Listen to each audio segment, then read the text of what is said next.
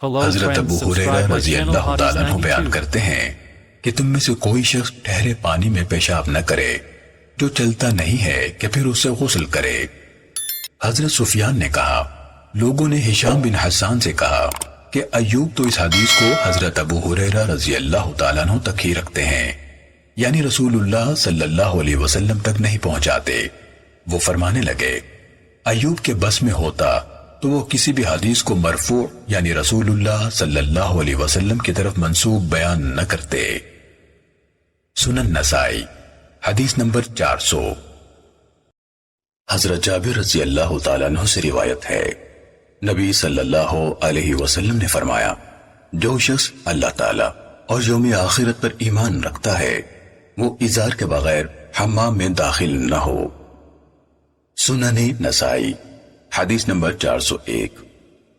حضرت عبداللہ بن ابی اوفا رضی اللہ تعالیٰ عنہ سے روایت ہے، نبی صلی اللہ علیہ وسلم یہ دعا کیا کرتے تھے، اللہم طہرنی بالثلج من الذنوب والخطایا، یہاں سے لے کر والماء البارد یہاں تک، یعنی اے اللہ مجھے گناہوں اور غلطیوں سے پاک کر دے، اے اللہ مجھے ان سے اس طرح صاف فرما دے جس طرح سفید کپڑا میل کچیل سے صاف کیا جاتا ہے، اے اللہ مجھے برف، اولوں اور ٹھنڈے پانی سے پاک صاف کر دے۔ سنن نسائی حدیث نمبر 402۔ حضرت ابن ابی اوفا رضی اللہ تعالیٰ عنہ بیان کرتے ہیں، نبی صلی اللہ علیہ وسلم یہ دعا کیا کرتے تھے، اللہم طہرنی بالثلج والبرد یہاں سے لے کر من الدنس یہاں تک، یعنی اے اللہ مجھے برف، اولوں اور ٹھنڈے پانی سے پاک کر دے، اے اللہ مجھے گناہوں سے اس طرح پاک کر دے جس طرح سفید کپڑا میل کچیل سے پاک کیا جاتا ہے۔ سنن نسائی حدیث نمبر 403۔ حضرت عبداللہ بن ابو قیس رضی اللہ تعالیٰ عنہ سے روایت ہے، انہوں نے کہا، میں نے حضرت عائشہ رضی اللہ تعالیٰ عنہ سے پوچھا کہ اللہ کے رسول صلی اللہ علیہ وسلم جنابت کی حالت میں کیسے سوتے تھے؟ کیا سونے سے پہلے غسل فرماتے تھے یا غسل سے پہلے سو جاتے تھے؟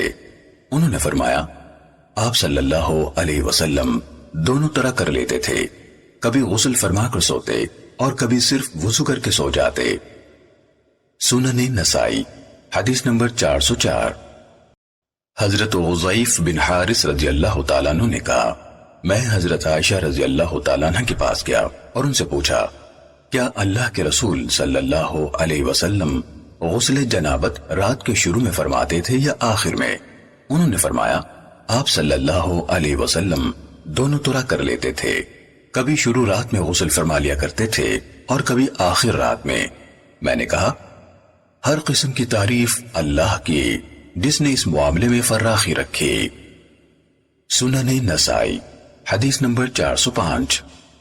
حضرت یعلا رضی اللہ تعالیٰ عنہ سے روایت ہے کہ اللہ کے رسول صلی اللہ علیہ وسلم نے ایک آدمی کو کھلی جگہ میں غسل کرتے دیکھا۔ آپ ممبر پر تشریف فرما ہوئے، پھر اللہ کی حمد و ثنا کی اور فرمایا، اللہ عز و جل بہت بردبار، حیادار اور پردے والا ہے، حیا اور پردے کو پسند فرماتا ہے، لہذا جب تم میں سے کوئی غسل کرے تو پردے میں کرے۔ سنن نسائی حدیث نمبر 406۔ حضرت یعلا رضی اللہ تعالیٰ عنہ سے روایت ہے، رسول اللہ صلی اللہ علیہ وسلم نے فرمایا، یقیناً اللہ تعالیٰ بہت پردے والا ہے، جب تم میں سے کوئی غسل کرنے کا ارادہ کرے تو کسی چیز کی اوٹ میں چھپ جائے۔ سنن نسائی حدیث نمبر 407۔ حضرت میمونہ رضی اللہ تعالیٰ عنہ یعنی ام المومنین فرماتی ہیں کہ میں نے اللہ کے رسول صلی اللہ علیہ وآلہ وسلم کے لیے غسل کے لیے پانی رکھا، پھر میں نے آپ کو پردہ کیا، چنانچہ آپ نے غسل فرمایا، پھر میں آپ صلی اللہ علیہ وسلم کے پاس جسم کی صفائی کے لیے ایک کپڑا لائی، آپ نے اس کی ضرورت محسوس نہ کی۔ سنن نسائی حدیث نمبر 408۔ حضرت ابو ہریرہ رضی اللہ تعالیٰ عنہ سے مروی ہے، رسول اللہ صلی اللہ علیہ وسلم نے فرمایا، ایک دفعہ حضرت ایوب علیہ السلام ننگے غسل کر رہے تھے کہ ان پر سونے کی ٹڈیاں گریں۔ وہ ان کو اپنے کپڑے میں ڈالنے لگے تو ان کو ان کے رب تعالی نے پکارا، اے ایوب، کیا میں نے تجھے غنی نہیں بنایا؟ انہوں نے کہا، کیوں نہیں میرے پروردگار، لیکن میں تیری برکتوں سے بے نیازی نہیں برت سکتا۔ سنن نسائی حدیث نمبر 409۔ حضرت عائشہ رضی اللہ تعالیٰ عنہ فرماتی ہیں کہ اللہ کے رسول صلی اللہ علیہ وسلم ایک فرق یعنی برتن سے غسل فرمایا کرتے تھے، نیز میں اور آپ ایک ہی برتن سے غسل کر لیا کرتے تھے۔ سنن نسائی حدیث نمبر 410۔ حضرت عائشہ رضی اللہ تعالیٰ عنہ سے روایت ہے کہ اللہ کے رسول صلی اللہ علیہ وسلم اور میں ایک ہی برتن سے غسل کیا کرتے تھے، ہم اکٹھے پانی کے چلو لیتے تھے۔ حضرت سوید نے اپنی حدیث میں کہا، کنت انا۔ سنن نسائی حدیث نمبر 411۔ حضرت عائشہ رضی اللہ تعالیٰ عنہ فرماتی ہیں کہ میں اور رسول اللہ صلی اللہ علیہ وسلم ایک ہی برتن سے بیک وقت غسل جنابت کر لیا کرتے تھے۔ سنن نسائی حدیث نمبر 412۔ حضرت عائشہ رضی اللہ تعالیٰ عنہ فرماتی ہیں، مجھے اچھی طرح یاد ہے کہ میں اللہ کے رسول صلی اللہ علیہ وسلم سے برتن کے سلسلے میں چھینا جھپٹی کرتی تھی، ہم دونوں اس سے غسل کر رہے ہوتے تھے۔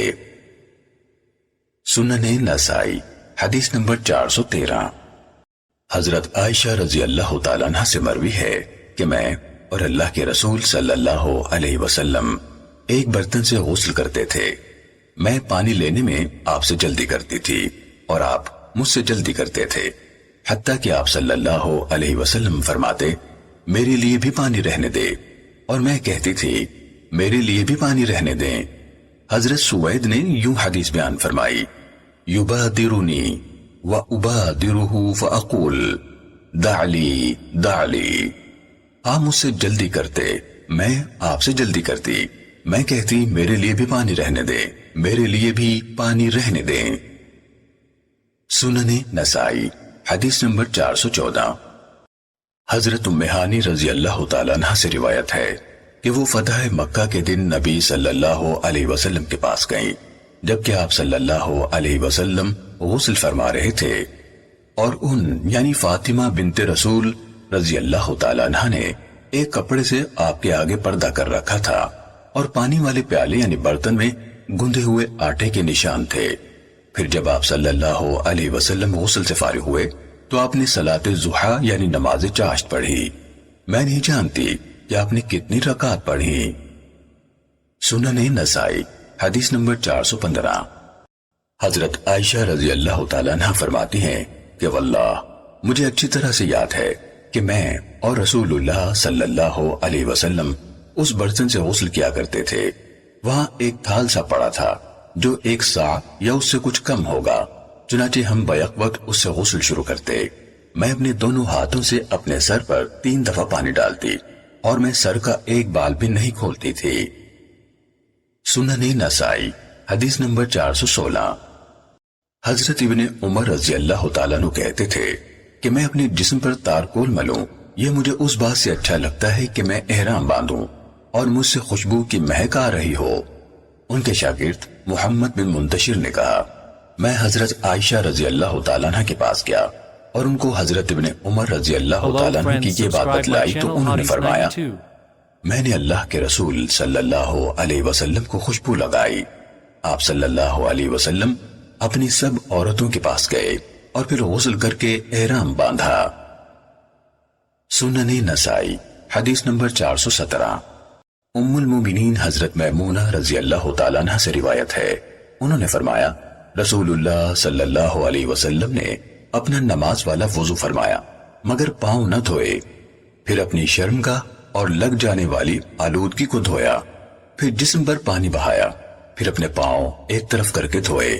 انہوں نے فرمایا، یہ آپ صلی اللہ علیہ وسلم کے غسل جنابت کا طریقہ ہے۔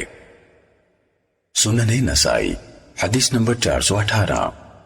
نبی صلی اللہ علیہ وسلم کی زوجہ محترمہ حضرت میمونہ بنت حارث رضی اللہ تعالیٰ عنہ سے روایت ہے، انہوں نے فرمایا، اللہ کے رسول صلی اللہ علیہ وسلم جب غسل جنابت فرماتے تو سب سے پہلے ہاتھ دھوتے، پھر اپنے دائیں ہاتھ سے بائیں ہاتھ پر پانی ڈالتے اور اپنی شرمگاہ دھوتے، پھر اپنا بائیں ہاتھ زمین پر مارتے، پھر اسے ملتے، پھر اس کو دھوتے، اس کے بعد اپنا نماز والا وضو فرماتے، پھر اپنے سر اور باقی جسم پر پانی ڈالتے، پھر ایک طرف کو ہو جاتے اور اپنے پاؤں دھوتے۔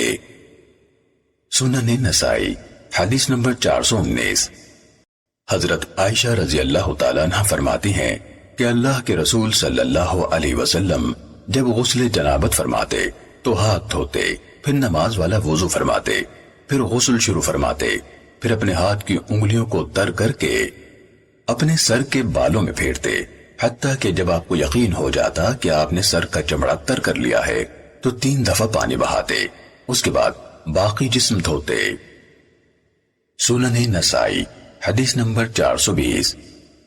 حضرت عائشہ رضی اللہ تعالیٰ عنہ فرماتی ہے کہ نبی صلی اللہ علیہ وسلم جہاں تک ممکن ہوتا اپنے وضو اور غسل فرمانے میں، جوتا پہننے میں، کنگھی کرنے میں دائیں طرف کو پسند فرماتے تھے۔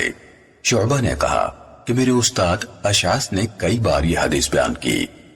اس نے واسط شہر میں یہ حدیث بیان کی تو کہا آپ صلی اللہ علیہ وسلم کو تمام امور میں دائیں جانب سے ابتدا کرنا پسند تھا۔ سنن نسائی حدیث نمبر 421۔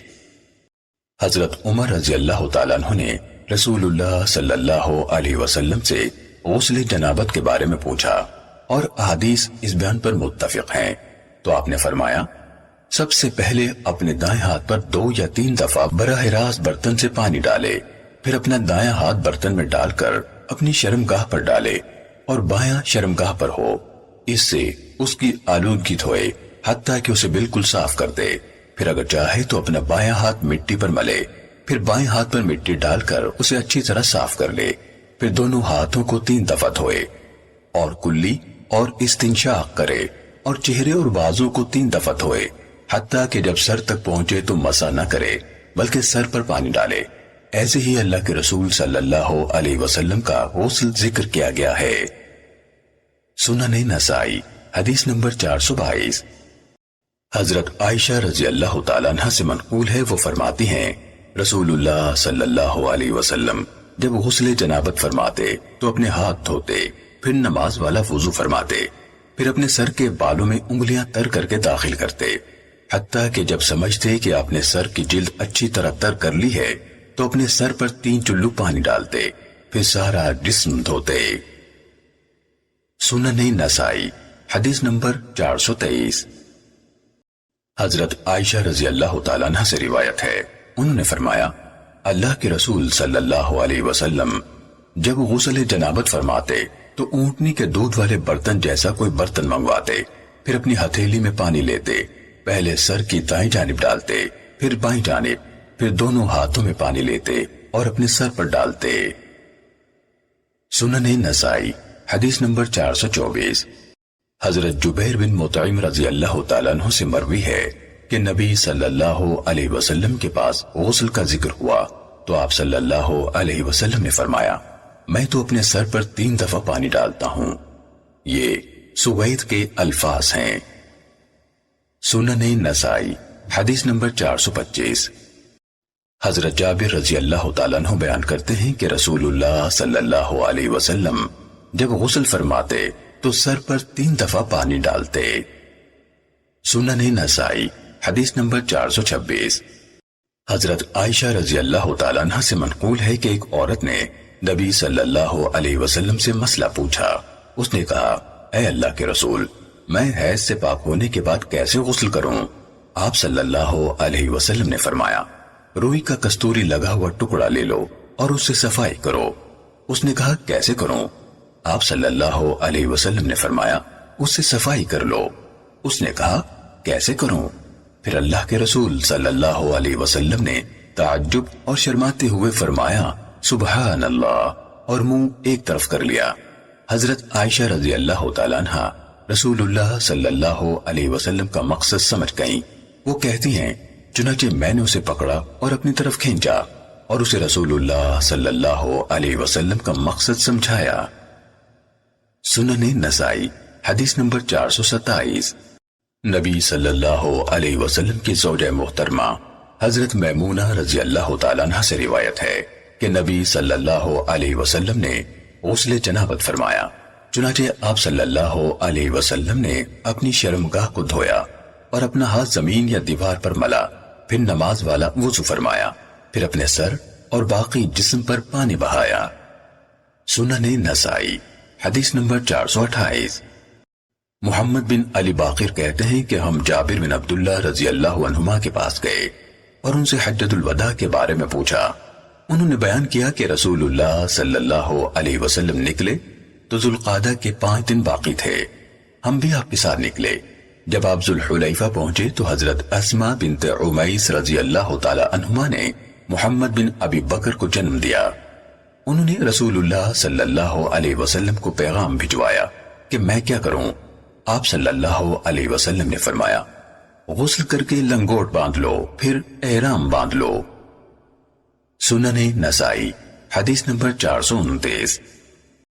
حضرت عائشہ رضی اللہ تعالیٰ عنہ فرماتی ہے کہ رسول اللہ صلی اللہ علیہ وسلم غسل کے بعد وضو نہیں فرماتے تھے۔ سنن نسائی حدیث نمبر 430۔ حضرت عائشہ رضی اللہ تعالیٰ عنہ فرماتی ہیں کہ میں اللہ کے رسول صلی اللہ علیہ وسلم کو خوشبو لگاتی تھی، پھر آپ صلی اللہ علیہ وسلم اپنی سب بیویوں کے پاس جاتے، پھر غسل کر کے احرام باندھتے اور آپ سے خوشبو کی مہک آ رہی ہوتی تھی۔ سنن نسائی حدیث نمبر 431۔ حضرت جابر بن عبداللہ رضی اللہ تعالیٰ عنہ سے روایت ہے، رسول اللہ صلی اللہ علیہ وسلم نے فرمایا، مجھے 5 چیزیں ایسی دی گئی ہیں جو مجھ سے پہلے کسی کو نہیں دی گئیں۔ مجھے 1 ماہ کی مسافت تک رعب عطا فرمایا گیا، اور میرے لیے زمین کو نماز کی جگہ اور ذریعہ طہارت بنایا گیا، لہٰذا میری امت کے آدمی کو جہاں بھی نماز پالے وہ پڑھ لے، اور مجھے شفاعت عامہ دی گئی جو مجھ سے پہلے کسی نبی کو نہیں دی گئی، اور مجھے سب لوگوں کی طرف مبعوث کیا گیا ہے، جبکہ دوسرے نبی خاص طور پر اپنی قوم کی طرف بھیجے جاتے تھے۔ سنن نسائی حدیث نمبر 432۔ حضرت ابو سعید رضی اللہ تعالیٰ عنہ سے منقول ہے کہ 2 آدمیوں نے تیمم سے نماز پڑھی، مگر ابھی نماز کا وقت باقی تھا کہ پانی مل گیا۔ ان میں سے ایک نے وضو کیا اور وقت کے اندر ہی دوبارہ نماز پڑھ لی، دوسرے نے دوبارہ نہ پڑھی۔ پھر انہوں نے نبی صلی اللہ علیہ وسلم سے پوچھا تو آپ صلی اللہ علیہ وسلم نے اس آدمی کو جس نے نماز نہیں دہرائی تھی فرمایا، تو نے سنت کے مطابق کیا ہے، تیری پہلی نماز ہی تیرے لیے کافی ہے۔ اور دوسرے آدمی سے فرمایا، تجھے دوہرا ثواب ملے گا۔ سنن نسائی حدیث نمبر 433۔ عطا بن یسار سے روایت ہے کہ 2 آدمی، اور ساری حدیث بیان کی۔ سنن نسائی حدیث نمبر 434۔ حضرت طارق بن شہاب سے روایت ہے کہ ایک آدمی جنبی ہو گیا، اسے پانی نہ ملا تو اس نے نماز نہ پڑھی، پھر وہ نبی صلی اللہ علیہ وسلم کے پاس آیا اور آپ سے اس بات کا ذکر کیا تو آپ صلی اللہ علیہ وسلم نے فرمایا، تو نے ٹھیک کیا۔ ایک اور آدمی جنبی ہوا، اسے پانی نہ ملا تو اس نے تیمم کر کے نماز پڑھ لی اور نبی صلی اللہ علیہ وسلم کے پاس آیا۔ آپ صلی اللہ علیہ وسلم نے اسے بھی وہی لفظ کہے جو دوسرے سے کہے تھے، یعنی تو نے ٹھیک کیا۔ سنن نسائی حدیث نمبر 435۔ حضرت ابن عباس رضی اللہ تعالیٰ عنہما سے منقول ہے کہ حضرت علی، حضرت مقداد اور حضرت عمار رضی اللہ عنہم آپس میں باتیں کر رہے تھے تو حضرت علی رضی اللہ تعالیٰ عنہ نے کہا، تحقیق مجھے مزی بہت آتی ہے اور مجھے یہ مسئلہ اللہ کے رسول صلی اللہ علیہ وسلم سے پوچھتے ہوئے شرم آتی ہے، کیونکہ آپ کی صاحبزادی میرے نکاح میں ہے، اس لیے تم میں سے کوئی آپ سے یہ مسئلہ پوچھے۔ عطا نے کہا، ابن عباس رضی اللہ تعالیٰ عنہ نے مجھے بتایا کہ ان دونوں میں سے کسی نے آپ سے پوچھا، میں اس کا نام بھول گیا، چنانچہ نبی صلی اللہ علیہ وسلم نے فرمایا، جب تم میں سے کوئی مزی کو پائے تو اسے اپنے جسم یعنی شرمگاہ وغیرہ سے دھو دے اور نماز والا وضو کرے۔ سنن نسائی حدیث نمبر 436۔ حضرت علی رضی اللہ تعالیٰ عنہ بیان کرتے ہیں کہ میں بہت مزی والا آدمی تھا، میں نے ایک آدمی سے کہا تو اس نے نبی صلی اللہ علیہ وسلم سے پوچھا، چنانچہ آپ صلی اللہ علیہ وسلم نے فرمایا اس میں وضو ہے۔ سنن نسائی حدیث نمبر 437۔ حضرت علی رضی اللہ تعالیٰ عنہ بیان کرتے ہیں کہ مجھے حضرت فاطمہ رضی اللہ تعالیٰ عنہ کی وجہ سے رسول اللہ صلی اللہ علیہ وسلم سے مزی کے بارے میں پوچھتے ہوئے شرم آتی تھی، تو میں نے مقداد رضی اللہ تعالیٰ عنہ سے کہا۔ انہوں نے نبی صلی اللہ علیہ وسلم سے پوچھا تو آپ صلی اللہ علیہ وسلم نے فرمایا اس میں وضو ہے۔ سنن نسائی حدیث نمبر 438۔ حضرت علی رضی اللہ تعالیٰ عنہ بیان کرتے ہیں کہ میں نے حضرت مقداد رضی اللہ تعالیٰ عنہ کو رسول اللہ صلی اللہ علیہ وسلم کے پاس بھیجا کہ وہ آپ سے مزی کے بارے میں پوچھیں۔ انہوں نے پوچھا تو آپ نے فرمایا وضو کرو اور شرمگاہ کو دھو لو۔ امام ابو عبد الرحمن نسائی رحمہ اللہ بیان کرتے ہیں کہ مخرمہ نے اپنے والد بکیر سے کوئی حدیث نہیں سنی۔ سنن نسائی حدیث نمبر 439۔ حضرت سلیمان بن یسار سے روایت ہے کہ حضرت علی بن ابی طالب رضی اللہ تعالیٰ عنہ نے حضرت مقداد رضی اللہ تعالیٰ عنہ کو رسول اللہ صلی اللہ علیہ وسلم کے پاس بھیجا کہ وہ آپ سے اس آدمی کے بارے میں پوچھیں جو مزی پاتا ہے۔ رسول اللہ صلی اللہ علیہ وسلم نے فرمایا وہ اپنا ذکر یعنی عضو خاص دھو لے پھر وضو کرے۔ سنن نسائی حدیث نمبر 440۔ حضرت مقداد بن اسود رضی اللہ تعالیٰ عنہ سے روایت ہے کہ حضرت علی بن ابی طالب رضی اللہ تعالیٰ عنہ نے انہیں حکم دیا کہ وہ رسول اللہ صلی اللہ علیہ وسلم سے ایک آدمی کے بارے میں سوال کریں، جبکہ وہ اپنی بیوی کے قریب جاتا ہے تو اس سے مسی نکلتی ہے، چونکہ رسول اللہ صلی اللہ علیہ وسلم کی بیٹی میرے نکاح میں ہے، اس لیے مجھے خود آپ سے پوچھتے ہوئے شرم آتی ہے۔ چنانچہ انہوں نے اللہ کے رسول صلی اللہ علیہ وسلم سے اس بارے میں پوچھا تو آپ صلی اللہ علیہ وسلم نے فرمایا جب تم میں سے کوئی یہ صورت پائے تو اپنی شرمگاہ دھوئے اور نماز والا وضو کرے۔ سنن نسائی حدیث نمبر 441۔ حضرت ابو ہریرہ رضی اللہ تعالیٰ عنہ سے روایت ہے رسول اللہ صلی اللہ علیہ وسلم نے فرمایا جب تم میں سے کوئی رات کو نیند سے اٹھے تو وہ اپنا ہاتھ برتن میں نہ ڈالے حتیٰ کہ اس پر 2-3 دفعہ پانی ڈالے، کیونکہ تم میں سے کسی کو علم نہیں کہ اس کے ہاتھ نے رات کہاں گزاری ہے، یعنی معلوم نہیں کہاں کہاں لگتا رہا ہے۔ سنن نسائی حدیث نمبر 442۔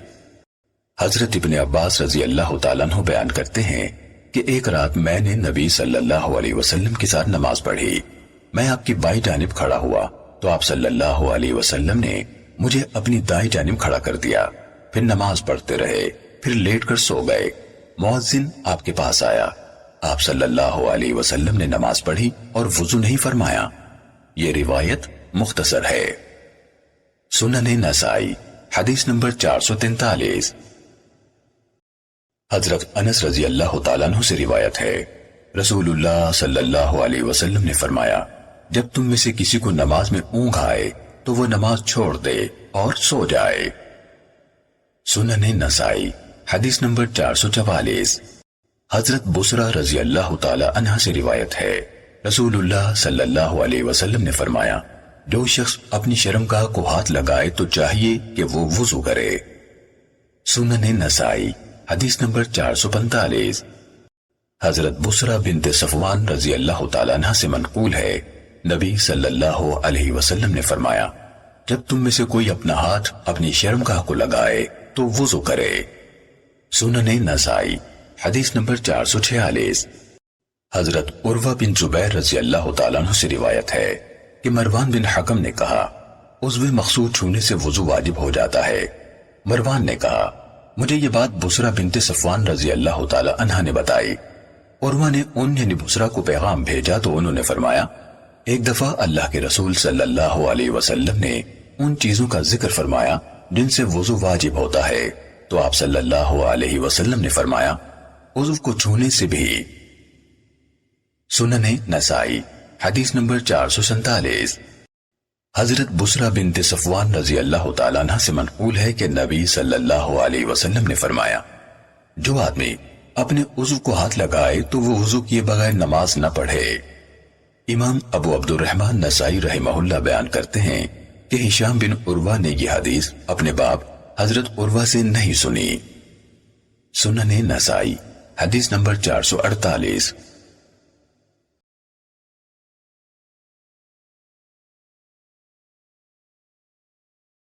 حضرت مالک بن صعصع رضی اللہ تعالیٰ عنہ سے روایت ہے، نبی صلی اللہ علیہ وسلم نے فرمایا، ایک دفعہ میں بیت اللہ کے پاس جاگنے اور سونے کی درمیانی کیفیت میں تھا کہ 3 آدمی آئے۔ ایک آدمی ان میں سے 2 کے درمیان تھا۔ میرے پاس سونے کا تشت لایا گیا جو حکمت اور ایمان سے بھرا ہوا تھا۔ اس درمیان والے آدمی نے میرا بدن سینے سے لے کر پیٹ کے نیچے تک چاک کر دیا۔ پھر اس نے میرے دل کو زمزم کے پانی سے دھویا، پھر اسے حکمت اور ایمان سے بھر دیا گیا۔ پھر میرے پاس خچر سے چھوٹا اور گدھے سے بڑا جانور لایا گیا۔ پھر میں جبرائیل علیہ السلام کے ساتھ چلا، چنانچہ ہم پہلے یعنی قریبی آسمان تک گئے۔ دروازہ کھٹکھٹانے پر پوچھا گیا کون ہے؟ جبرائیل علیہ السلام نے کہا جبرائیل ہوں۔ پوچھا گیا اور تیرے ساتھ کون ہے؟ جبرائیل علیہ السلام نے فرمایا محمد صلی اللہ علیہ وسلم ہے۔ کہا گیا کیا انہیں بلایا گیا ہے؟ سوال و جواب کے بعد دروازہ کھولا گیا اور کہا گیا آپ کو خوش آمدید ہو، آپ بہت ہی خوب آئے۔ اس آسمان پر میں آدم علیہ السلام کے ہاں پہنچا اور میں نے انہیں سلام کیا۔ انہوں نے فرمایا خوش آمدید ہو تمہیں اے میرے بیٹے اور نبی۔ پھر ہم دوسرے آسمان پر آئے، پوچھا گیا کون ہے؟ کہا جبرائیل۔ کہا گیا آپ کے ساتھ کون ہے؟ کہا محمد صلی اللہ علیہ وسلم۔ یہاں بھی پہلے آسمان کی طرح ہوا، چنانچہ میں یحییٰ اور عیسیٰ علیہ السلام کے پاس آیا اور میں نے انہیں سلام کیا۔ انہوں نے کہا خوش آمدید ہو آپ کو اے ہمارے بھائی اور نبی۔ پھر ہم تیسرے آسمان پر آئے، پوچھا گیا کون ہے؟ کہا جبرائیل۔ کہا گیا تمہارے ساتھ کون ہے؟ کہا محمد صلی اللہ علیہ وسلم۔ وہاں بھی اسی طرح ہوا، چنانچہ میں یوسف علیہ السلام کے پاس آیا، میں نے ان کو سلام کیا۔ وہ کہنے لگے خوش آمدید ہو آپ کو اے بھائی اور نبی۔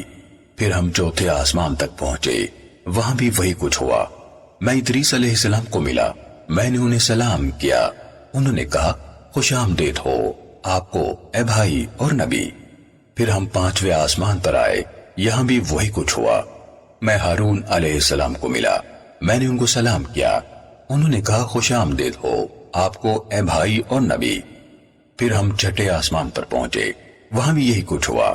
پھر میں موسیٰ علیہ السلام کے پاس آیا اور میں نے ان کو سلام کیا۔ انہوں نے کہا خوش آمدید ہو آپ کو اے بھائی اور نبی۔ جب میں ان سے آگے گزرا تو وہ رونے لگے۔ پوچھا گیا آپ کیوں روتے ہیں؟ انہوں نے کہا یا رب، یہ نوجوان جس کو تو نے میرے بعد نبی بنایا، اس کی امت سے میری امت کے مقابلے میں زیادہ لوگ جنت میں جائیں گے اور وہ افضل بھی ہوں گے۔ پھر ہم ساتویں آسمان پر گئے، وہاں بھی یہی کچھ ہوا۔ میں ابراہیم علیہ السلام کے پاس گیا، ان کو سلام کیا۔ انہوں نے فرمایا خوش آمدید ہو آپ کو اے بیٹے اور نبی۔ پھر مجھے بیت معمور دکھلایا گیا۔ میں نے جبرائیل سے پوچھا تو انہوں نے بتایا کہ یہ بیت معمور ہے، اس میں ہر روز 70,000 فرشتے نماز پڑھتے ہیں۔ جب وہ اس سے ایک دفعہ نکل جاتے ہیں تو عمر بھر دوبارہ نہیں آ سکتے۔ پھر مجھے سدرۃ المنتہا کی طرف بلند کیا گیا یعنی چڑھایا گیا۔ اس کے بیر علاقہ حجر کے مٹکوں کے برابر اور اس کے پتے ہاتھی کے کانوں جتنے بڑے تھے۔ اس کی جڑ میں 4 نہریں تھیں، 2 پوشیدہ 2 ظاہر۔ میں نے جبرائیل علیہ السلام سے پوچھا تو انہوں نے بتایا کہ پوشیدہ نہریں تو جنت میں ہیں اور ظاہر نیل و فرات ہیں۔ پھر مجھ پر 50 نمازیں فرض کی گئیں۔ میں واپس موسیٰ علیہ السلام کے پاس آیا تو انہوں نے پوچھا کیا کرائے؟ میں نے کہا مجھ پر 50 نمازیں فرض کی گئی ہیں۔ انہوں نے کہا میں لوگوں کو آپ سے زیادہ جانتا ہوں، مجھے بنی اسرائیل کا زبردست تجربہ ہے، آپ کی امت ہرگز اس کی طاقت نہ رکھے گی، لہٰذا واپس اپنے رب تعالیٰ کے پاس جائیں اور ان سے تخفیف کا سوال کریں۔ میں دوبارہ اپنے رب تعالیٰ کے پاس گیا اور تخفیف کا سوال کیا، اللہ تعالیٰ نے ان کو 40 بنا دیا۔ میں پھر موسیٰ علیہ السلام کے پاس آیا تو انہوں نے پوچھا کیا کرائے؟ میں نے کہا اللہ تعالیٰ نے 40 کر دی ہیں، لیکن انہوں نے پھر پہلی بات دہرائی۔ میں پھر اپنے رب تعالیٰ کے پاس گیا تو اللہ تعالیٰ نے 30 کر دیں۔ میں پھر موسیٰ علیہ السلام کے پاس گیا اور انہیں بتایا تو انہوں نے پھر پہلی بات ہی کی۔ میں پھر اپنے رب تعالیٰ کے پاس گیا تو اللہ تعالیٰ نے پہلے 20 اور پھر 10 اور پھر 5 کر دیں۔ میں پھر موسیٰ علیہ السلام کے پاس آیا تو انہوں نے پھر پہلی بات دہرائی۔ میں نے کہا اب تو مجھے اپنے رب تعالیٰ کی طرف جاتے ہوئے شرم آتی ہے، چنانچہ اتنے میں اعلان ہوا۔ میں نے اپنا فریضہ جاری یعنی نافذ کر دیا اور اپنے بندوں سے تخفیف کی اور میں ہر نیکی کا بدلہ 10 گنا دوں گا۔ سنن نسائی حدیث نمبر 449۔ حضرت انس بن مالک رضی اللہ تعالیٰ عنہ اور ابن حزم رحمہ اللہ سے مروی ہے، رسول اللہ صلی اللہ علیہ وسلم نے فرمایا، اللہ تعالیٰ نے میری امت پر 50 نمازیں فرض کی۔ میں یہ حکم لے کر لوٹا حتیٰ کہ موسیٰ علیہ السلام کے پاس سے گزر رہا تھا تو انہوں نے کہا، آپ کی امت پر اللہ تعالیٰ نے کیا فرض کیا ہے؟ میں نے کہا 50 نمازیں فرض کی ہیں۔ موسیٰ علیہ السلام نے مجھ سے کہا، آپ اپنے رب کے پاس جائیں اور تخفیف کا سوال کریں، کیونکہ آپ کی امت اس کی طاقت نہیں رکھتی۔ چنانچہ میں اپنے رب عز و جل کی بارگاہ میں حاضر ہوا اور تخفیف کا سوال کیا تو اللہ تعالیٰ نے اس کا ایک حصہ معاف فرما دیا۔ میں پھر موسیٰ علیہ السلام کی طرف لوٹا اور انہیں بتایا تو انہوں نے کہا، پھر اللہ تعالیٰ سے رجوع کیجئے، آپ کی امت اس کی بھی طاقت نہیں رکھتی۔ چنانچہ میں پھر اپنے رب تعالیٰ کی بارگاہ میں حاضر ہوا تو میرے رب تعالیٰ نے فرمایا، نمازیں 5 ہیں مگر ثواب میں 50 ہی ہوں گی، بات میرے ہاں تبدیل نہیں ہوتی۔ میں پھر موسیٰ علیہ السلام کی طرف لوٹا تو وہ کہنے لگے، پھر رب تعالیٰ سے رجوع کیجئے۔ میں نے کہا، تحقیق اب تو مجھے اپنے رب عز و جل سے بار بار تکرار پر شرم آنے لگی ہے۔ سنن نسائی حدیث نمبر 450۔ حضرت انس بن مالک رضی اللہ تعالیٰ عنہ سے روایت ہے، رسول اللہ صلی اللہ علیہ وسلم نے فرمایا، میرے پاس ایک جانور لایا گیا جو گدھے سے بڑا اور خچر سے چھوٹا تھا۔ اس کا قدم وہاں پڑتا تھا جہاں اس کی نظر پہنچتی تھی۔ میں جبرائیل علیہ السلام کے ساتھ اس پر سوار ہو گیا۔ میں کچھ چلا تو جبرائیل علیہ السلام نے کہا، اتریں، نماز پڑھیں۔ میں نے نماز پڑھی۔ کہنے لگے، آپ جانتے ہیں کہاں نماز پڑھی ہے؟ آپ نے مدینہ طیبہ میں نماز پڑھی ہے اور اسی کی طرف آپ ہجرت فرمائیں گے۔ پھر کہنے لگے، اتریے، نماز پڑھیے۔ میں نے نماز پڑھی۔ کہنے لگے، آپ جانتے ہیں کہاں نماز پڑھی ہے؟ آپ نے طور سینا میں نماز پڑھی ہے جہاں اللہ تعالیٰ نے موسیٰ علیہ السلام سے کلام کیا تھا۔ پھر کہنے لگے، اتریے، نماز پڑھیے۔ میں اترا اور نماز پڑھی۔ کہنے لگے، کیا آپ جانتے ہیں کہاں نماز پڑھی ہے؟ آپ نے بیت اللہ میں نماز پڑھی ہے جہاں حضرت عیسیٰ علیہ السلام پیدا ہوئے۔ پھر میں بیت المقدس میں داخل ہوا، وہاں میرے لیے انبیاء علیہ السلام جمع کیے گئے تھے۔ چنانچہ مجھے جبرائیل علیہ السلام نے آگے کر دیا، میں نے ان کی امامت کی۔ پھر مجھے لے کر قریبی یعنی پہلے آسمان کی طرف چڑھے، اس میں آدم علیہ السلام تھے۔ پھر وہ مجھے دوسرے آسمان کی طرف لے کر چڑھے، اس میں 2 خالہ زاد بھائی عیسیٰ اور یحییٰ علیہ السلام تھے۔ پھر وہ مجھے تیسرے آسمان کی طرف لے کر چڑھے تو اس میں یوسف علیہ السلام تھے۔ پھر وہ مجھے چوتھے آسمان کی طرف لے کر چڑھے تو اس میں ہارون علیہ السلام تھے۔ پھر وہ مجھے 5ویں آسمان کی طرف لے کر چڑھے تو اس میں ادریس علیہ السلام تھے۔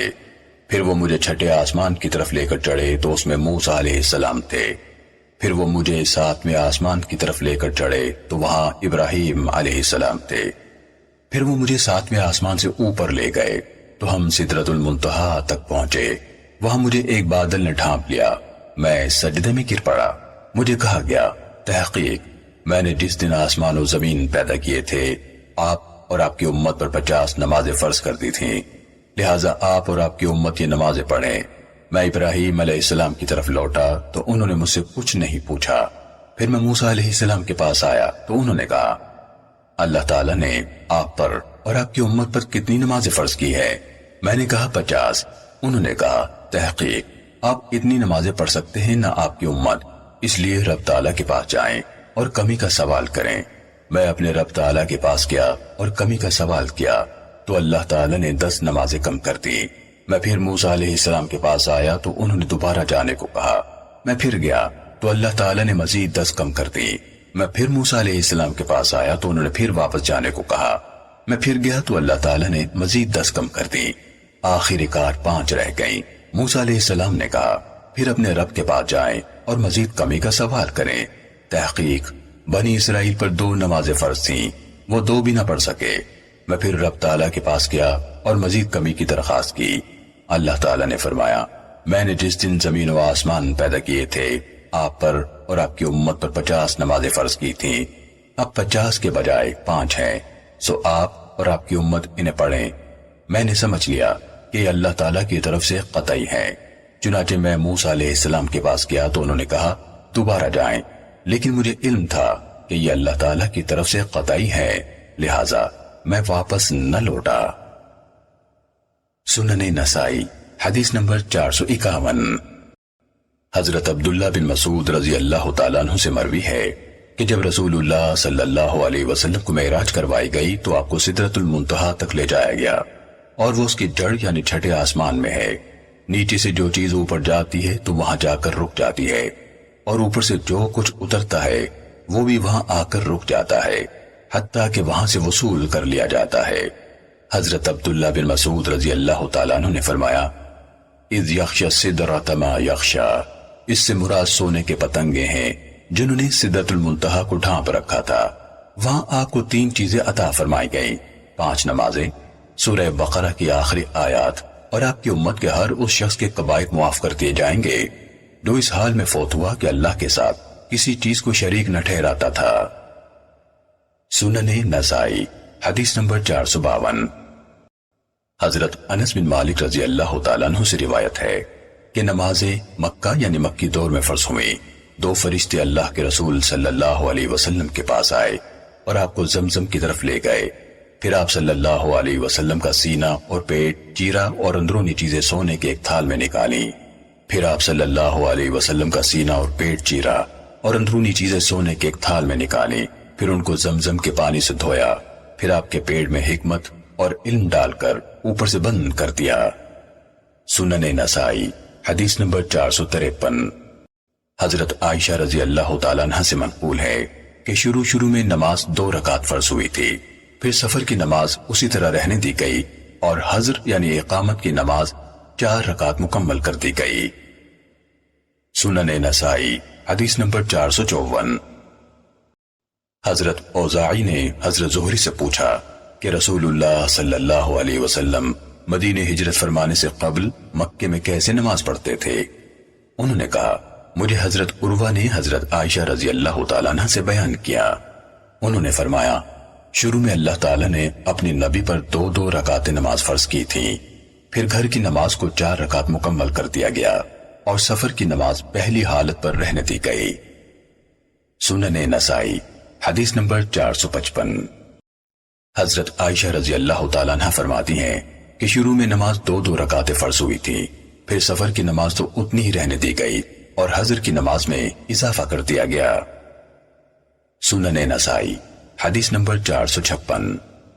حضرت ابن عباس رضی اللہ تعالیٰ عنہما سے مروی ہے کہ نبی صلی اللہ علیہ وسلم کی زبانی حضر کی نماز 4 رکعت، سفر کی نماز 2 رکعت اور خوف کی نماز 1 رکعت فرض کی گئی۔ سنن نسائی حدیث نمبر 457۔ امیہ بن عبداللہ بن خالد بن عاصم نے حضرت ابن عمر رضی اللہ عنہما سے پوچھا کہ آپ نماز کیسے قصر کرتے ہیں، جبکہ اللہ تعالیٰ نے فرمایا ہے فَلَيْسَ عَلَيْكُمْ جُنَاحٌ، یہاں سے لے کر ان خفتم تک، یعنی تم پر کوئی حرج نہیں کہ تم نماز قصر کر لو اگر تمہیں خوف ہو۔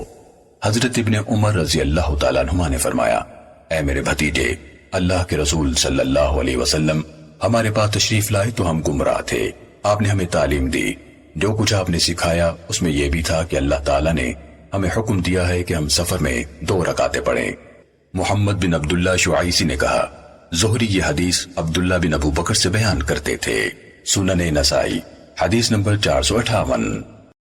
حضرت طلحہ بن عبید اللہ رضی اللہ تعالیٰ عنہ بیان کرتے ہیں کہ نجد والوں میں سے ایک آدمی رسول اللہ صلی اللہ علیہ وسلم کے پاس آیا۔ اس کے سر کے بال بکھرے ہوئے تھے، ہم اس کی آواز کی بنبناہٹ تو سنتے تھے لیکن ہمیں اس کی بات سمجھ میں نہیں آ رہی تھی، حتیٰ کہ وہ قریب آ گیا تو ناگہاں وہ اسلام کے بارے میں پوچھنے لگا۔ رسول اللہ صلی اللہ علیہ وسلم نے اس سے فرمایا، دن اور رات میں 5 نمازیں ہیں۔ اس نے کہا، کیا ان کے علاوہ بھی کوئی نماز مجھ پر فرض ہے؟ آپ صلی اللہ علیہ وسلم نے فرمایا، نہیں، مگر یہ کہ تو نفل پڑھے۔ آپ صلی اللہ علیہ وسلم نے فرمایا، اور ماہ رمضان کے روزے ہیں۔ اس نے کہا، کیا ان کے علاوہ بھی کوئی روزہ مجھ پر فرض ہے؟ آپ صلی اللہ علیہ وسلم نے فرمایا، نہیں، مگر یہ کہ تو نفل روزے رکھے۔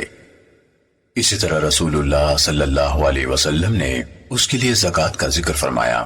اس نے کہا، کیا اس کے علاوہ بھی مجھ پر کچھ مالی صدقہ فرض ہے؟ آپ نے فرمایا، نہیں، مگر یہ کہ تو نفلی صدقہ دے۔ وہ آدمی واپس مڑا اور کہہ رہا تھا، اللہ کی قسم نہ اسے زائد کروں گا نہ اس میں کمی کروں گا۔ رسول اللہ صلی اللہ علیہ وسلم نے فرمایا اگر یہ سچا ہوا تو کامیاب رہا۔ سنن نسائی حدیث نمبر 459۔ حضرت انس رضی اللہ تعالیٰ عنہ سے منقول ہے کہ ایک آدمی نے رسول اللہ صلی اللہ علیہ وسلم سے سوال کیا، اے اللہ کے رسول، اللہ تعالیٰ نے اپنے بندوں پر کتنی نمازیں فرض کی ہیں؟ آپ صلی اللہ علیہ وسلم نے فرمایا اللہ تعالیٰ نے اپنے بندوں پر 5 نمازیں فرض فرمائی ہیں۔ اس نے کہا اے اللہ کے رسول، کیا ان سے پہلے یا بعد بھی کچھ فرض کیا ہے؟ آپ صلی اللہ علیہ وسلم نے فرمایا اللہ تعالیٰ نے اپنے بندوں پر 5 نمازیں ہی فرض کی ہیں۔ تو اس آدمی نے قسم کھائی کہ وہ اس سے زائد پڑھے گا نہ ان میں کمی کرے گا۔ رسول اللہ صلی اللہ علیہ وسلم نے فرمایا اگر یہ سچا رہا تو ضرور جنت میں داخل ہوگا۔ سنن نسائی حدیث نمبر 460۔ حضرت عوف بن مالک اشجعی رضی اللہ تعالیٰ عنہ نے کہا ہم رسول اللہ صلی اللہ علیہ وسلم کے پاس بیٹھے تھے کہ آپ نے فرمایا کیا تم رسول اللہ صلی اللہ علیہ وسلم کی بیعت نہیں کرتے؟ آپ نے یہ جملہ 3 دفعہ دہرایا تو ہم نے اپنے ہاتھ آگے بڑھائے اور آپ سے بیعت کی۔ پھر ہم نے کہا اے اللہ کے رسول، ہم نے آپ کی بیعت تو کر لی ہے مگر یہ کس بات پر ہے؟ آپ صلی اللہ علیہ وسلم نے فرمایا اس بات پر کہ تم اللہ کی عبادت کرو گے اور اس کے ساتھ کسی کو شریک نہیں ٹھہراؤ گے اور 5 نمازیں پڑھو گے۔ اور آپ صلی اللہ علیہ وسلم نے ایک بات آہستہ کہی تم کسی سے کچھ نہیں مانگو گے۔ سنن نسائی حدیث نمبر 461۔ ابن محیریز سے روایت ہے کہ بنو کنانہ کے ایک آدمی نے جسے مخدجی کہا جاتا تھا شام کے علاقے میں ایک آدمی کو جس کی کنیت ابو محمد تھی یہ کہتے ہوئے سنا کہ وتر واجب ہے۔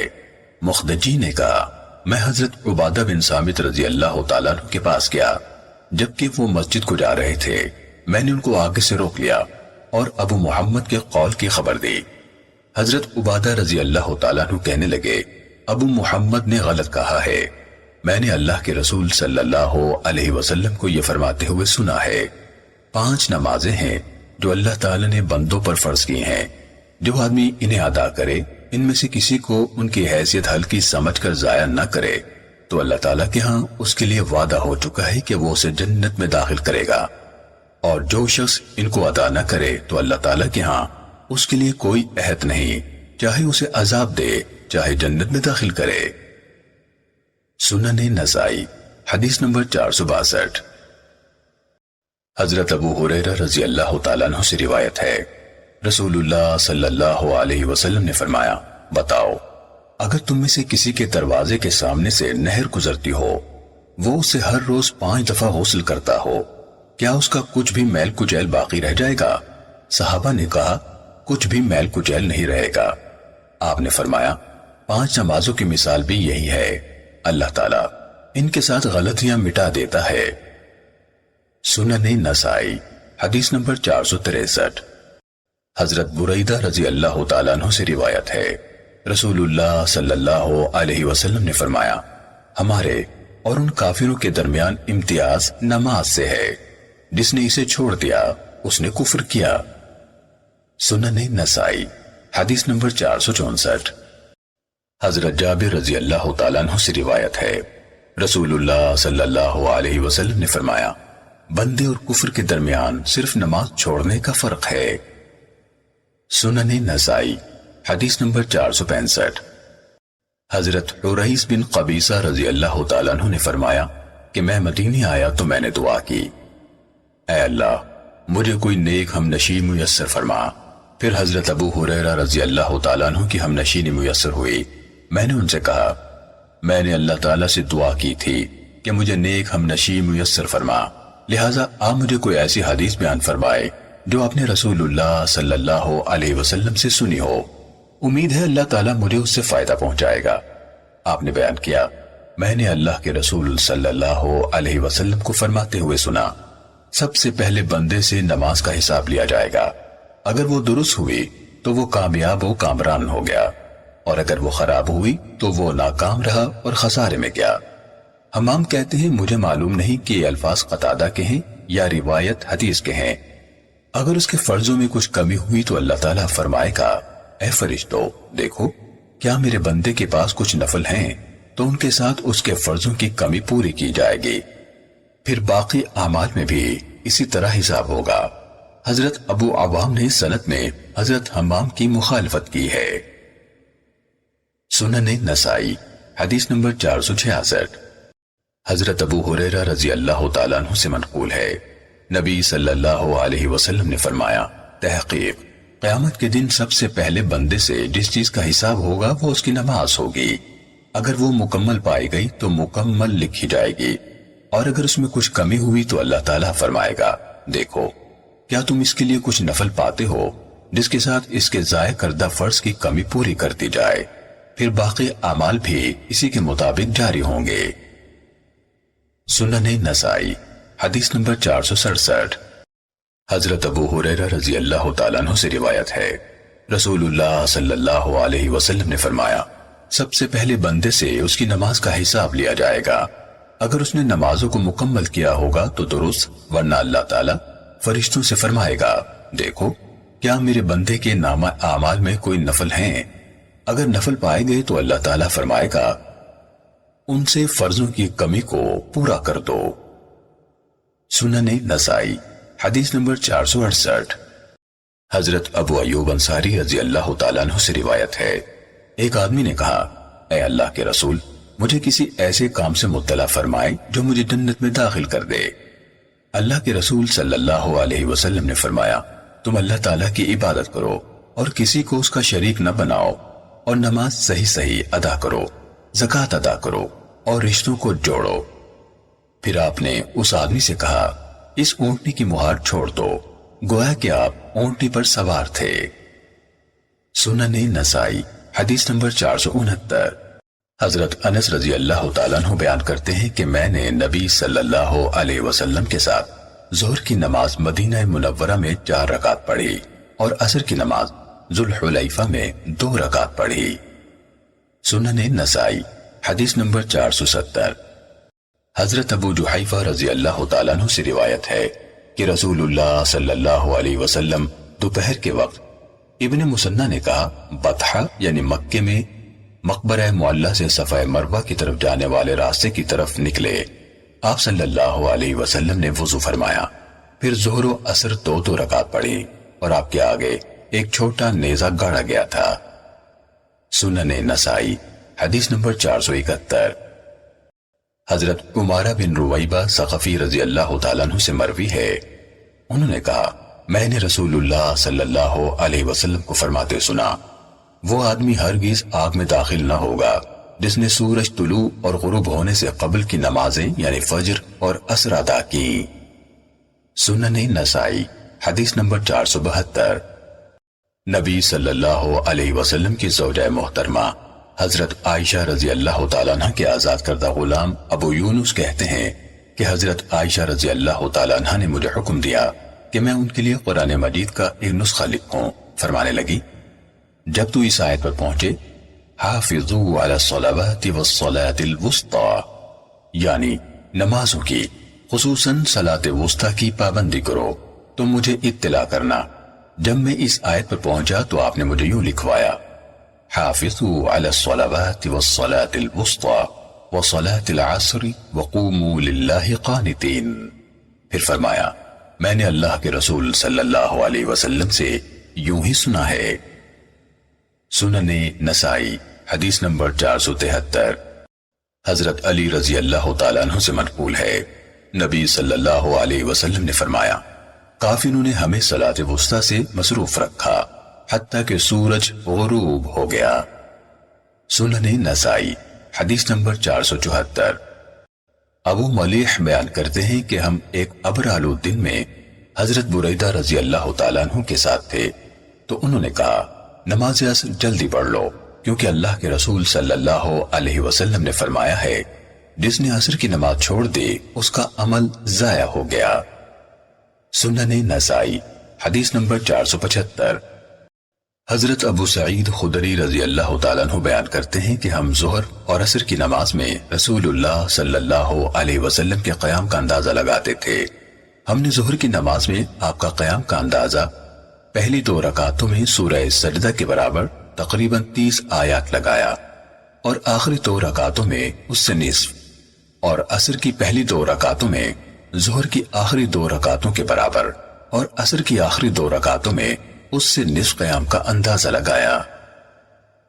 سنن نسائی حدیث نمبر 476۔ حضرت ابو سعید خدری رضی اللہ تعالیٰ عنہ سے منقول ہے کہ رسول اللہ صلی اللہ علیہ وسلم ظہر کی نماز میں قیام فرماتے تو ہر رکعت میں تقریباً 30 آیات تلاوت فرماتے، پھر عصر کی پہلی 2 رکعتوں میں 15 آیات کے بقدر قرات فرماتے۔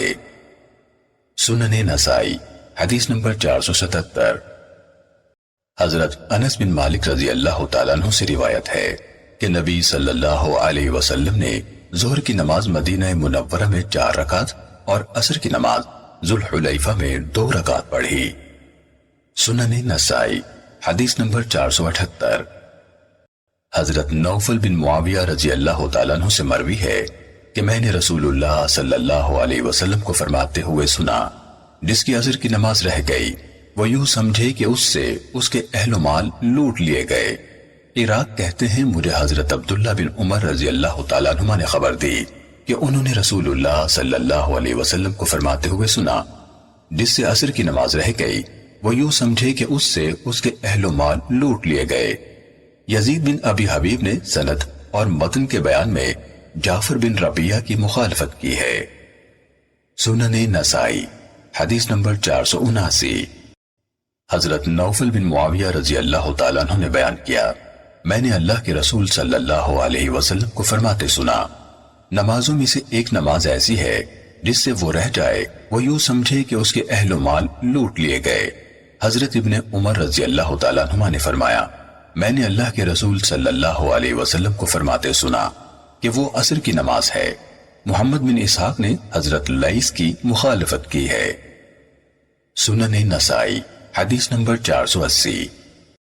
عراق بن مالک نے کہا کہ میں نے نوفل بن معاویہ رضی اللہ تعالیٰ عنہ کو فرماتے سنا، ایک نماز ایسی ہے کہ جس سے وہ رہ جائے گویا اس کے اہل و مال لوٹ لیے گئے۔ حضرت ابن عمر رضی اللہ تعالیٰ عنہ نے کہا، رسول اللہ صلی اللہ علیہ وسلم نے فرمایا وہ عصر کی نماز ہے۔ سنن نسائی حدیث نمبر 481۔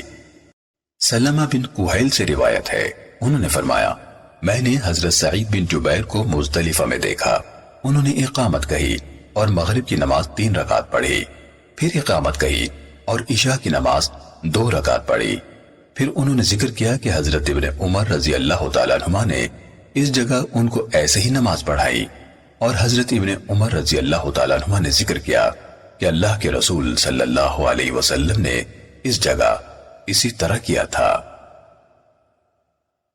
سنن نسائی حدیث نمبر 482۔ حضرت عائشہ رضی اللہ تعالیٰ عنہ فرماتی ہیں کہ رسول اللہ صلی اللہ علیہ وسلم نے ایک رات عشاء کی نماز کو مؤخر کیا، حتیٰ کہ حضرت عمر رضی اللہ تعالیٰ عنہ نے آپ کو مسجد سے بلند آواز میں پکارا کہ عورتیں اور بچے سو گئے، تو اللہ کے رسول صلی اللہ علیہ وسلم باہر مسجد میں تشریف لائے اور فرمایا، تمہارے علاوہ کوئی شخص یہ نماز نہیں پڑھتا، اور واقعتاً ان دنوں اہل مدینہ کے علاوہ کوئی شخص نماز نہیں پڑھتا تھا۔ سنن نسائی حدیث نمبر 483۔ حضرت حکم سے روایت ہے، انہوں نے کہا، جناب سعید بن جبیر نے ہمیں مزدلفہ میں مغرب کی نماز اقامت کے ساتھ 3 رکعت پڑھائی، پھر سلام پھیرا، پھر عشاء کی نماز 2 رکعتیں پڑھائیں اور کہا، حضرت عبداللہ بن عمر رضی اللہ تعالیٰ عنہ نے ایسے کیا، اور انہوں یعنی ابن عمر نے بیان کیا کہ رسول اللہ صلی اللہ علیہ وسلم نے ایسے ہی کیا تھا۔ سنن نسائی حدیث نمبر 484۔ جناب سعید بن جبیر نے کہا، میں نے حضرت عبداللہ بن عمر رضی اللہ تعالیٰ عنہ کو دیکھا، آپ نے مزدلفہ میں اقامت کہی اور مغرب کی نماز 3 رکعت پڑھی، پھر عشاء کی نماز 2 رکعت پڑھی، پھر فرمایا، میں نے رسول اللہ صلی اللہ علیہ وسلم کو اس جگہ اسی طرح کرتے دیکھا ہے۔ سنن نسائی حدیث نمبر 485۔ حضرت ابو ہریرہ رضی اللہ تعالیٰ عنہ سے منقول ہے، رسول اللہ صلی اللہ علیہ وسلم نے فرمایا، رات اور دن کے وقت فرشتے تم پر باری باری آتے ہیں، اور فجر اور عصر کی نماز میں دن اور رات کے فرشتے جمع ہو جاتے ہیں۔ پھر جن فرشتوں نے تم میں رات گزاری ہوتی ہے وہ اوپر جاتے ہیں۔ اللہ تعالیٰ ہم سے پوچھتا ہے، حالانکہ اللہ تعالیٰ اپنے بندوں کو خوب جانتا ہے، تم میرے بندوں کو کس حال میں چھوڑ کر آئے ہو؟ وہ کہتے ہیں، ہم ان کو نماز پڑھتا چھوڑ کر آئے ہیں، اور جب ہم ان کے پاس گئے تھے تو وہ اس وقت بھی نماز پڑھ رہے تھے۔ سنن نسائی حدیث نمبر 486۔ حضرت ابو ہریرہ رضی اللہ تعالیٰ عنہ سے مروی ہے، رسول اللہ صلی اللہ علیہ وسلم نے فرمایا، با جماعت نماز تمہارے اکیلے کی نماز سے 25 گنا فضیلت رکھتی ہے، اور فجر کی نماز میں رات اور دن کے فرشتے اکٹھے ہو جاتے ہیں۔ چاہو تو قرآن مجید کی یہ آیت پڑھ لو، وَقُرْآنَ الْفَجْرِ إِنَّ قُرْآنَ الْفَجْرِ كَانَ مَشْهُودًا، اور صبح کی نماز قائم کرو، کیونکہ صبح کی نماز میں فرشتے حاضر ہوتے ہیں۔ سنن نسائی حدیث نمبر 487۔ حضرت عمارہ بن رویبہ رضی اللہ تعالیٰ عنہ سے روایت ہے کہ میں نے رسول اللہ صلی اللہ علیہ وسلم کو فرماتے سنا، وہ شخص آگ میں نہیں جائے گا جس نے طلوع شمس اور غروب شمس سے پہلے کی نمازیں پڑھیں۔ سنن نسائی حدیث نمبر 488۔ حضرت براء بن عازب رضی اللہ تعالیٰ عنہ سے منقول ہے، انہوں نے فرمایا، ہم نے رسول اللہ صلی اللہ علیہ وسلم کے ساتھ بیت المقدس کی طرف منہ کر کے 16 یا 17 مہینے نماز پڑھی، پھر آپ کو موجودہ قبلے یعنی بیت اللہ کی طرف پھیر دیا گیا۔ سنن نسائی حدیث نمبر 489۔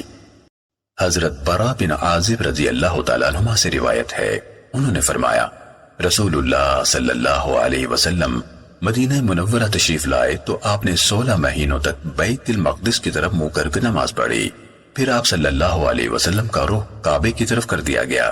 ایک آدمی جس نے قبلے کی تبدیلی کے بعد آپ کے ساتھ نماز پڑھی تھی، انصار کے قبیلے کے پاس سے گزرا تو اس نے کہا، میں قسم کھاتا ہوں کہ رسول اللہ صلی اللہ علیہ وسلم کا قبلہ کعبے کی طرف کر دیا گیا ہے، تو وہ نماز ہی میں کعبے کی طرف مڑ گئے۔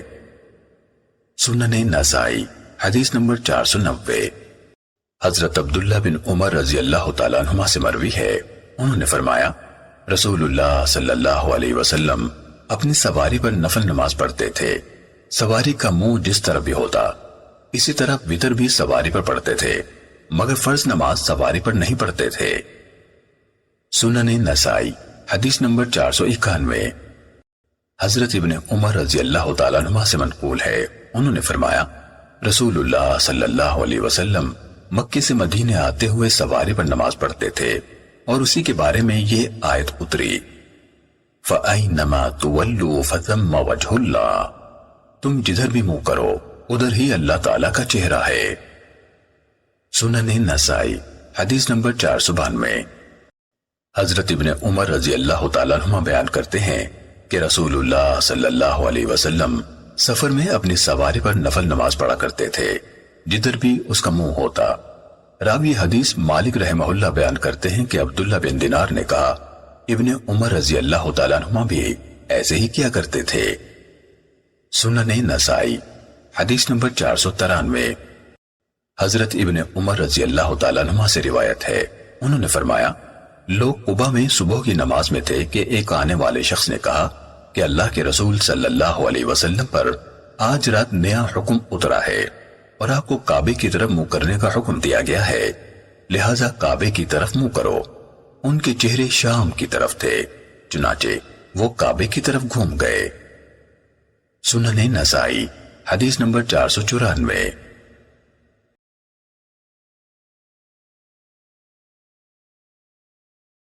امام ابن شہاب زہری سے روایت ہے کہ حضرت عمر بن عبدالعزیز رحمہ اللہ یعنی گورنر مدینہ نے عصر کی نماز وقت سے کچھ مؤخر کی تو حضرت عروہ نے ان سے فرمایا، جبرائیل علیہ السلام اترے تھے اور انہوں نے رسول اللہ صلی اللہ علیہ وسلم کے آگے کھڑے ہو کر آپ کو نماز پڑھائی تھی۔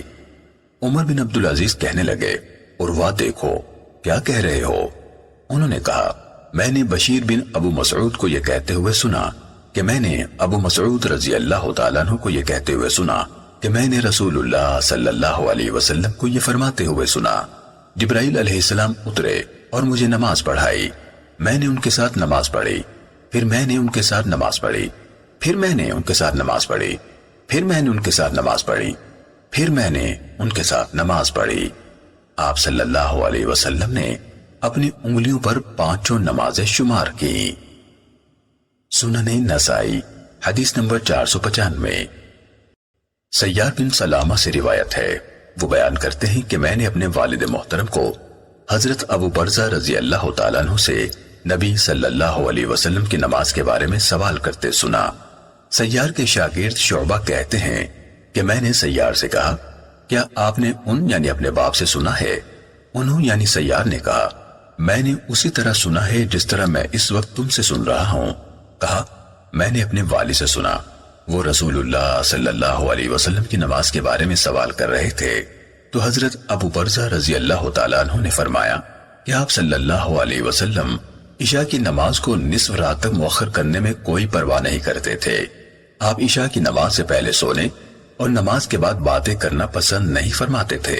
شعبہ کہتے ہیں، بعد ازاں میں ان یعنی سیار سے ملا تو میں نے بطور وثوق حضرت ابو برزہ رضی اللہ تعالیٰ عنہ کی حدیث کے بارے میں پھر سوال کیا، تو انہوں یعنی حضرت ابو برزہ رضی اللہ تعالیٰ عنہ نے کہا، آپ صلی اللہ علیہ وسلم ظہر کی نماز اس وقت پڑھتے جب سورج ڈھل جاتا، اور عصر کی نماز اس وقت پڑھتے کہ آپ کے ساتھ نماز پڑھنے والا آدمی مدینہ منورہ کی دور دراز بستی تک پہنچ جاتا تھا جبکہ ابھی سورج تیز ہوتا تھا۔ اور مغرب کے بارے میں مجھے علم نہیں کہ انہوں نے کون سا وقت ذکر کیا۔ پھر میں اس کے بعد انہیں ملا تو ان سے پوچھا، فرمانے لگے، اور آپ صلی اللہ علیہ وسلم صبح کی نماز اس وقت پڑھتے کہ نمازی سلام پھیر کر اپنے ہم نشین جسے وہ پہلے سے پہچانتا تھا کہ چہرے کو دیکھتا تو اسے پہچان لیتا تھا، اور آپ صبح کی نماز میں 60 سے 100 تک آیات تلاوت فرماتے تھے۔ سنن نسائی حدیث نمبر 496۔ حضرت انس رضی اللہ تعالیٰ عنہ سے منقول ہے کہ رسول اللہ صلی اللہ علیہ وسلم سورج ڈھلنے کے وقت اپنے حجرہ مبارکہ سے نکلے اور انہیں نماز ظہر پڑھائی۔ سنن نسائی حدیث نمبر 497۔